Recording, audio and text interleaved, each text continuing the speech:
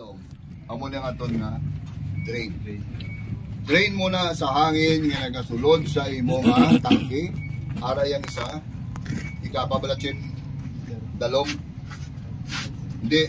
Na amo na yang drain mo sa imo nga kompresor. Nga motor. Hindi? Oh. Kailangan bukas na sa. Okay. So you can proceed, Chief. Good morning, guys. Morning. So we are here to execute procedure on how to refill. Dito doon na bing luna na biyo. Kaya ang galantaw, ang galantaw, gapinitinsya ng kabasa, pating galantaw gusto On how to refill SCABA cylinders. ACB.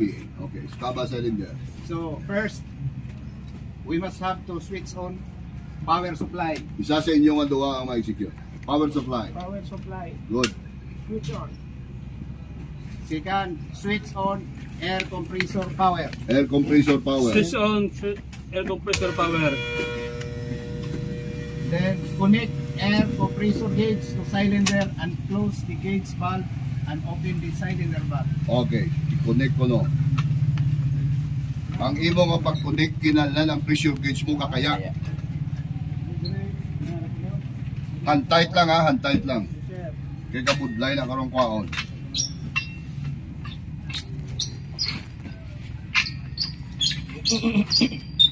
Para ka balong tasahan. Tingin na ng pulsa sa inyo. Post connected. Next, post start button of air compressor motor. Start button, pause. Start. Sige, wala na problema as long nga bukas mo din imo. Aryo, in case nga magsala ka mo, sarado ni. Pag start mo na sa push button Of air compressor motor. Ito alagi mo na hanap yung Okay. patay dito sa kita yung Close second outlet valve and monitor cylinder gauge of start refilling until 300 bar. close mo na anay. Dito na. Monitor ko no ang iyong pressure gauge. Bukas ka ni.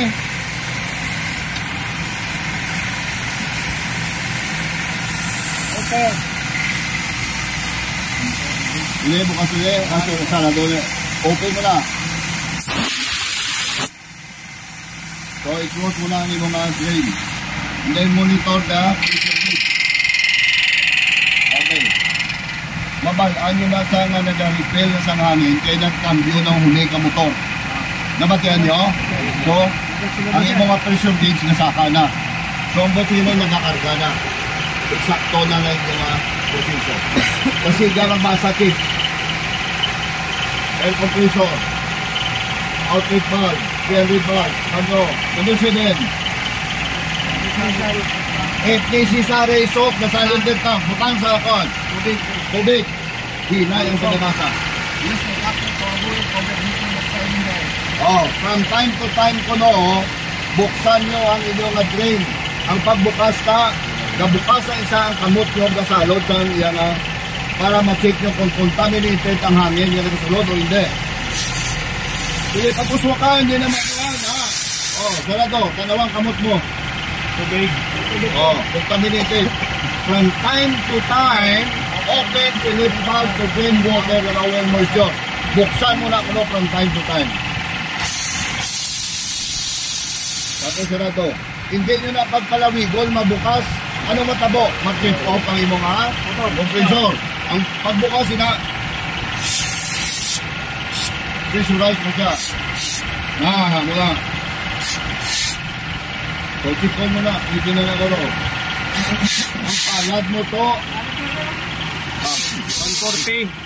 ang isa na yung nagabukas, ang isa yung isalod. Dalawang kamot mo. So,